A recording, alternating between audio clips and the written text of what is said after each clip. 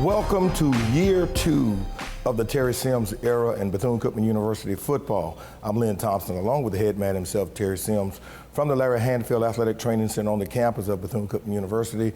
We kicked off a great season that we have already prophesied, Coach, that will be a continuation of your inaugural season as the leader of the Wildcat football program. And as we talk about a lot of things today in this first show with you, most of the fans did have an opportunity last week to catch you at practice when Brian Harvey featured you and the Cats in a 30-minute special. But we kicked it off on national TV, and something about national TV games in Daytona Beach involving the Wildcats, you gotta always expect the unexpected.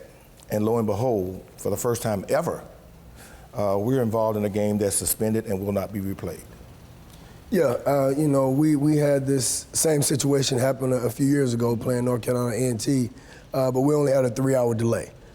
This time, you know, we tried a few times to go out and play it, but, you know, looking at the safety of the students, the student athletes, the coaches from both teams, and of course our fans, we thought it was best that we just go ahead and suspend the game and count it as a no contest. Let's talk about, Coach, what goes into a decision like that. You and I were both right in the middle of that decision-making process, along with both conference commissioners and the head coach and the athletic director at Alcorn State, Derek Horn and Fred McNair, respectively.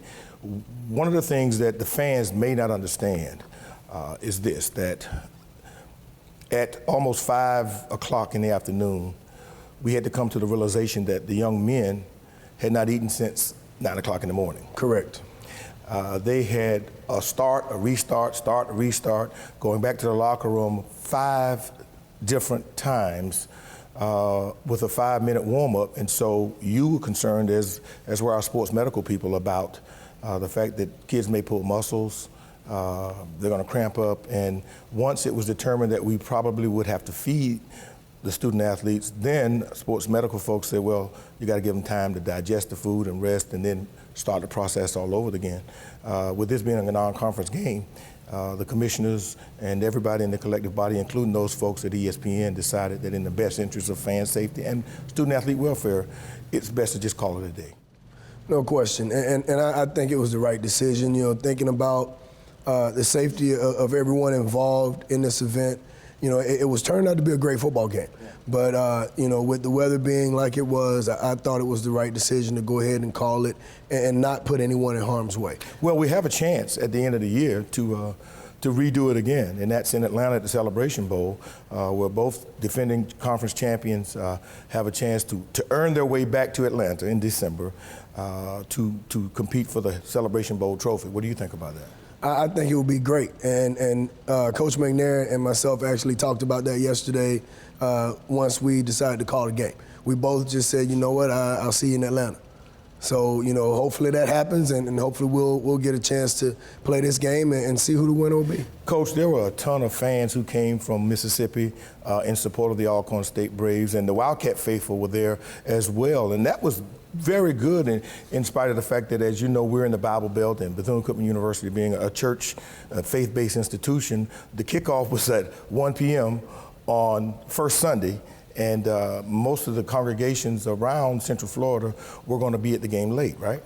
Right, and I want to thank all of the ministers around town for having early service and allowing the congregations to come out and help support the Wildcats. You know, I did hear some pastors, and the pastor's wife said, I've never seen my husband preach a sermon that short or deliver a benediction in 3 seconds. and it was good, you know, thinking about one, you mentioned it earlier, the fans from Alcorn State, traveling all the way from Mississippi, spending the weekend down to support their team, you know, but I can never talk good about another school and not talk about our fans. And the Wildcat fans are unbelievable. They came out, they supported. They actually went under the stands and came back out with the team all 5 times. And I think I saw 3 cars leave. The Cats were there.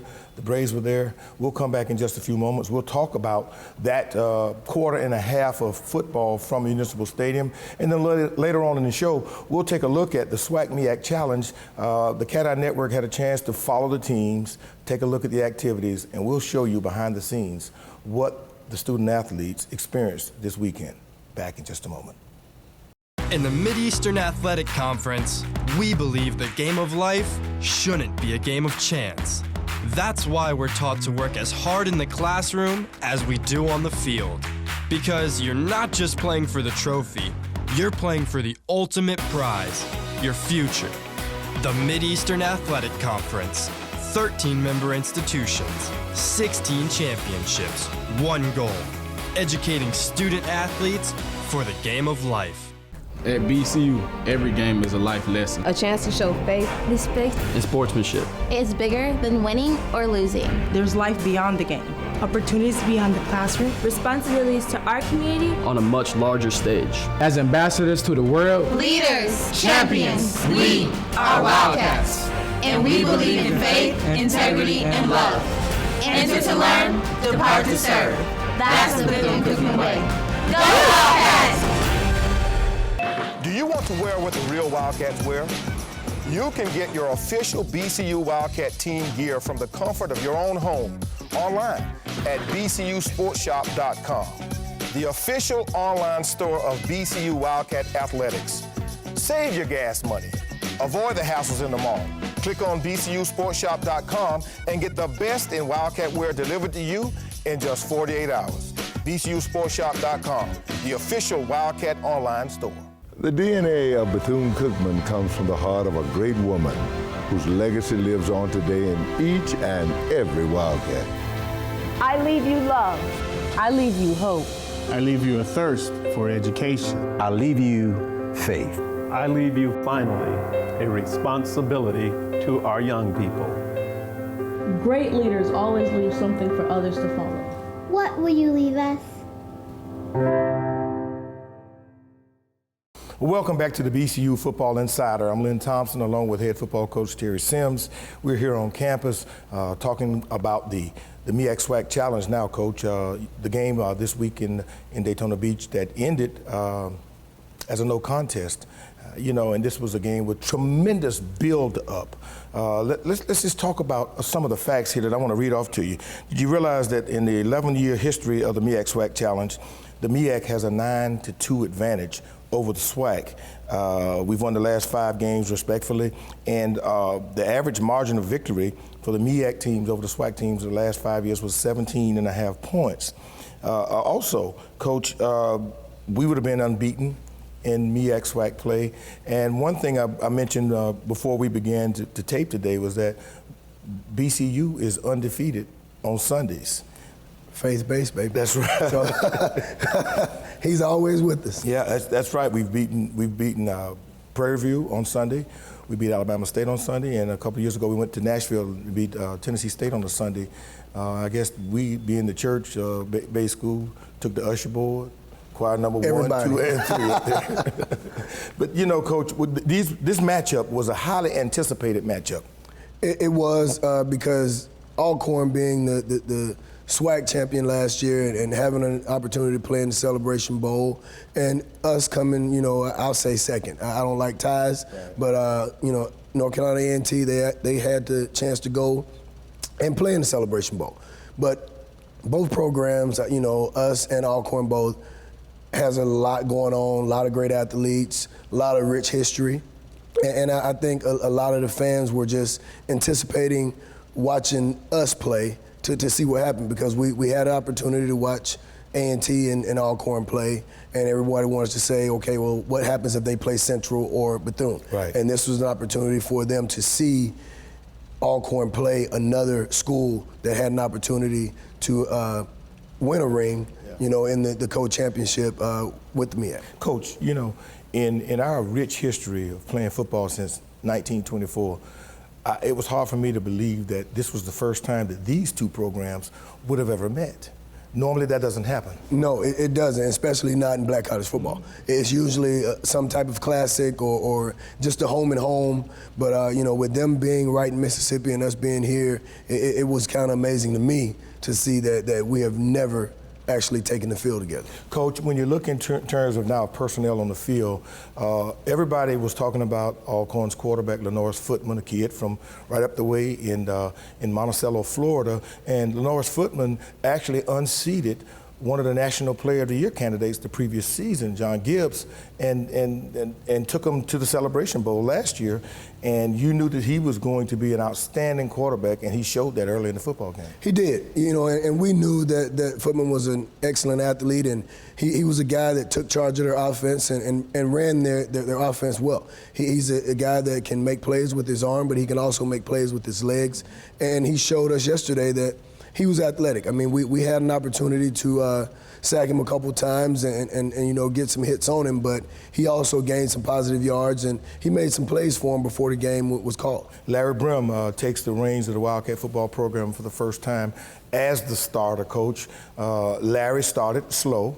But late in in the second quarter, you look up and Larry, he connects John Tavius Carter with the pump and go for a touchdown. Let's talk about Larry's performance. Well, he did. He started slow, but I think, that was a little bit of butterflies, and everybody has them. I had them. Yeah.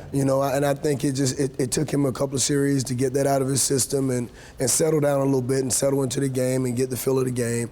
Once he did that, Larry started doing what we knew he could do, was go out and run our offense and lead our offense up and down the football field. This was game one in a journey that will eventually end in Atlanta at the Celebration Bowl. And let's talk about the Celebration Bowl, which has become in 1 year one of the crown jewels of ESPN's bowl inventory and attracted a tremendous audience and national TV audience in Atlanta last year. That's the goal for both the MEAC and the SWAC champions.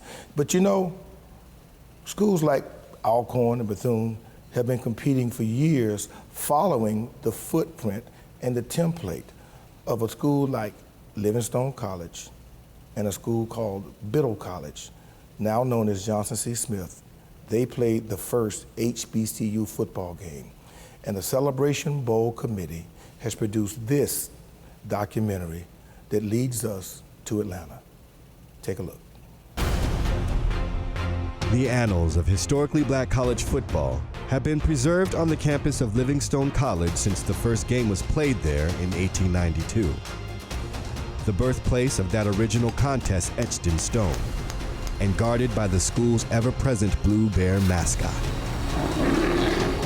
During that inaugural game, players donned hand-fashioned uniforms and homemade cleats.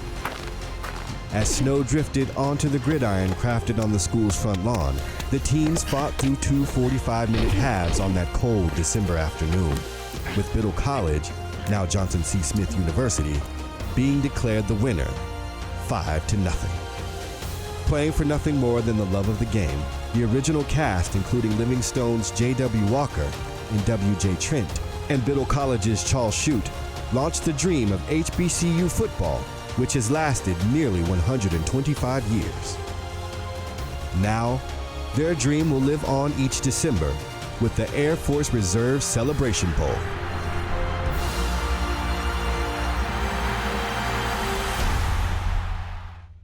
Do you want to wear what the real Wildcats wear? You can get your official BCU Wildcat team gear from the comfort of your own home online at bcusportshop.com, the official online store of BCU Wildcat Athletics. Save your gas money. Avoid the hassles in the mall. Click on bcusportshop.com and get the best in Wildcat wear delivered to you in just 48 hours. bcusportshop.com, the official Wildcat online store. At BCU, every game is a life lesson. A chance to show faith, respect, and sportsmanship. It's bigger than winning or losing. There's life beyond the game. Opportunities beyond the classroom. Responsibilities to our community on a much larger stage. As ambassadors to the world. Leaders, champions, we are Wildcats. And we believe in faith, integrity, and love. Enter to learn, depart to serve. That's the Bethune-Cookman way. Go Wildcats! The DNA of Bethune-Cookman comes from the heart of a great woman whose legacy lives on today in each and every Wildcat. I leave you love. I leave you hope. I leave you a thirst for education. I leave you faith. I leave you, finally, a responsibility to our young people. Great leaders always leave something for others to follow. What will you leave us? In the Mideastern Athletic Conference, we believe the game of life shouldn't be a game of chance. That's why we're taught to work as hard in the classroom as we do on the field. Because you're not just playing for the trophy, you're playing for the ultimate prize, your future. The Mideastern Athletic Conference, 13-member institutions, 16 championships, one goal, educating student athletes for the game of life. Welcome back to the BCU football facility here known as the Larry Hanfield Athletic Training Center. Lynn Thompson along with Terry Sims. As we talk about the MEAC SWAC Challenge, Coach, the game was interrupted, suspended, will not be replayed.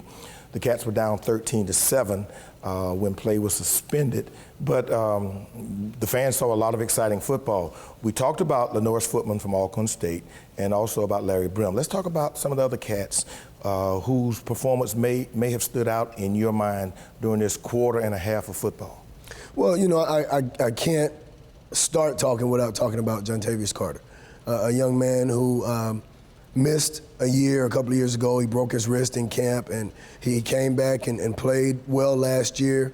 And he was sidelined a little bit this spring with an ankle injury he had from spring football. But he came back out yesterday, and he was strong, and he said he felt good, and he made some plays yesterday. He came out and actually looked like the JC that we were looking for. You decided to hold Michael Jones out of this game. It was a game-time decision, and thus you see Jamaris Tompkins and Cameron Rigby. Right, and you know, Mike's not 100% yet, and I'm not going to risk him right now and putting him on the field when he's not 100% and ready to go. And we have guys that are very capable. You know, JT is a good back. He can do everything we need him to do. Cameron Rigby is a plus, and we also have Marcus Levy. So, you know, all those guys are capable of going in, and you can't leave out Tupac Ismi. So there are four guys that can actually go in and carry the load for us, and I think we'll be fine at running back until Mike gets healthy. Defensively, Coach, you were able to contain Alcorn State. They did have a couple of big plays, but that front four that you had, you could tell that there was a commitment to stop the run from day one. No question. And we have, you know, 8 and really 9 guys up there that we're rotating that can go and play anywhere in this conference. And I think those guys are hungry and they compete every day. And it showed yesterday with them stopping the run. And, you know, we have a secondary that's really, really nasty, and they're stingy, and they don't want passes thrown on them. So I think, you know, we have a defense that's shaping up. We had 2 busted coverages, and it gave them 2 touchdowns. But, you know, I think we have that fixed, and hopefully we'll see a better part of our defense this Saturday. In a quarter and a half, you saw a lot of productivity from your special teams unit. Of course, you know, you haven't missed an extra point, but in a year and a half. But more importantly, Coach, you blocked one. Yes, and that has a lot to do with Coach Sharon Larkins and Earl Lane. They've been working hard this offseason to get something together that our guys can do. Yeah, and now you got, and you had great punts by Cagle, and also, you know, you got a new guy running the ball back there, number 6.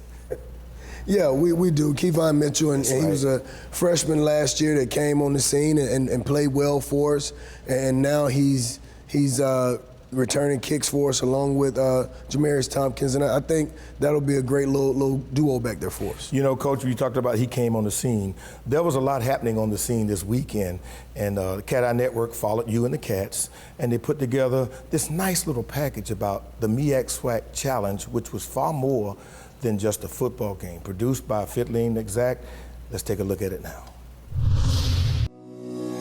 This week, the Wildcats and Braves were treated to a gift suite and received gifts from our partners, Bevel, Rockham Apparel, Swell Bottling Company, Herschel Saplu Company, and Islide.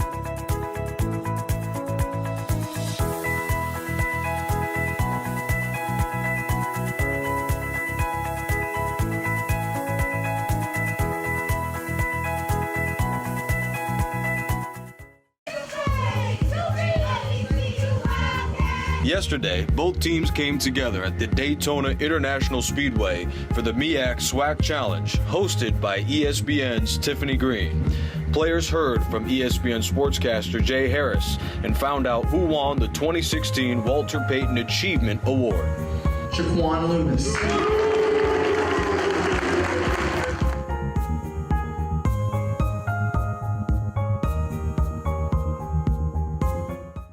Before the competition on the field, both teams had a chance to enjoy themselves during the Battle by the Beach kickoff, featuring friendly games and a custom MEAC SWAC Challenge sand sculpture. Music was provided by DJ D Glove.